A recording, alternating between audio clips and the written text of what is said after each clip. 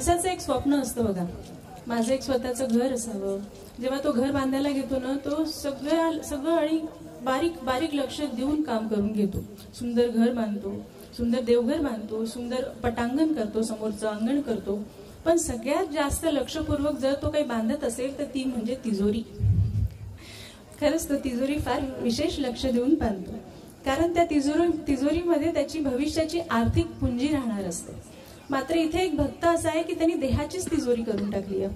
तो म्हणतो की माझे हात देवा फक्त तुझ्या समोरच पसरू दे, माझ्या डोळ्यात फक्त तुझे आणि तुझेच रूप येऊ दे, माझ्या कानात तुझ्या नामाचा गजर होऊ दे आणि माझ्या मुखातून फक्त आणि फक्त तुझं नाव येऊ दे. अशा आशयाचं गीत घेऊन येत आहे श्री रविदादा ताजने. गीत आहे देहाची तिजोरी.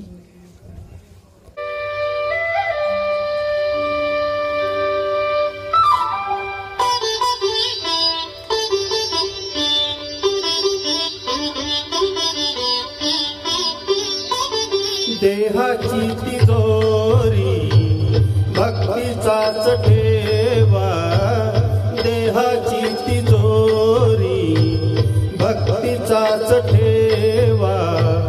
उघडदार देवाता उघडदार